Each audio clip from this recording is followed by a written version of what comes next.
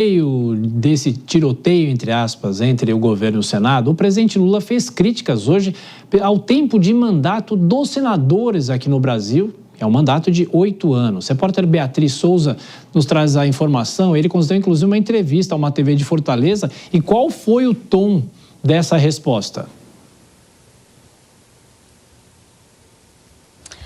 Pois é, Tiago, nessa entrevista no Ceará, ele usou um tom aí já de disputa eleitoral, né? Isso porque ele disse que um dos desafios para esse ano eleitoral é justamente formar maioria no Senado, avançar nesse território aqui no Congresso Nacional, e ele ressaltou, inclusive, a importância de alianças com outros partidos para poder formar essa maioria de senadores eleitos aqui no Senado Federal. Ele, inclusive, conta com a ajuda de ex-ministros, né, que deixaram os cargos nessa janela partidária para poder que vão, a maioria, aí se dedicar, inclusive, a eleições e vão disputar uma cadeira aqui no Senado Federal, viu, Tiago?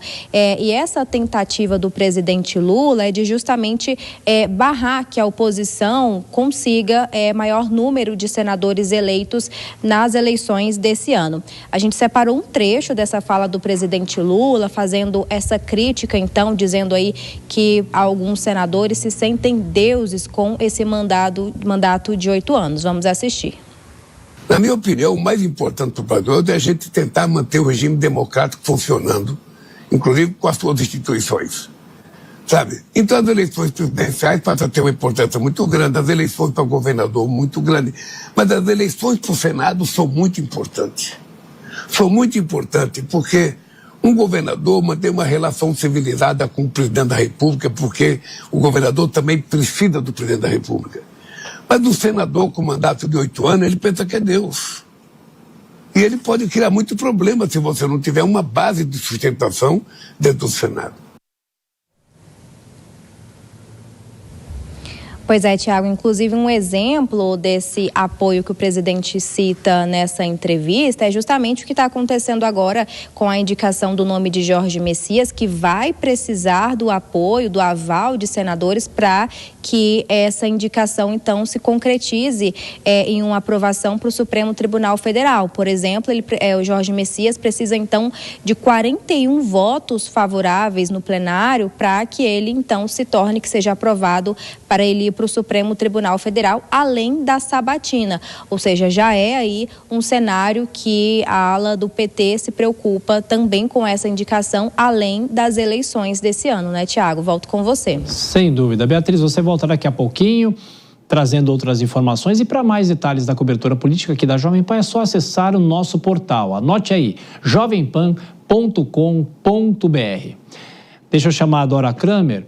Dora, é claro que não foi um discurso do presidente, ele estava concedendo uma entrevista, ele foi questionado e no meio ele falou essa história dos senadores. Agora, para que ele fala algo como essa história que os senadores pensam que são Deus? Porque o partido dele também tem candidatos a senador, de uma certa maneira, a gente sabe, né?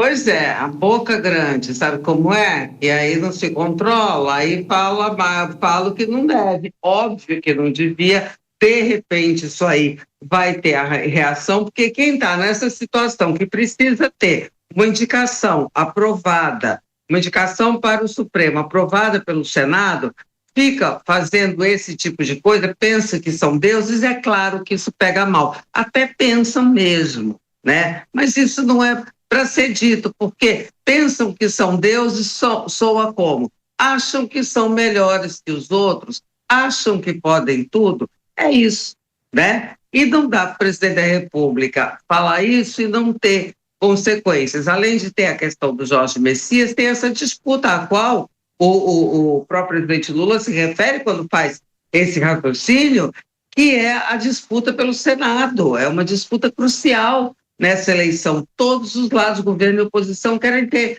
maioria, porque ali é que parece que vai ser jogado o jogo principal. Então, realmente, é um escorregão. Se não tiver consequências, ninguém reagir, estamos aqui entrando em feriado, isso aí vai passar despercebido. Se tiver, o presidente vai lá, faz um discurso, faz uma correção, inventa alguma coisa, bota um band-aid e toca o barro.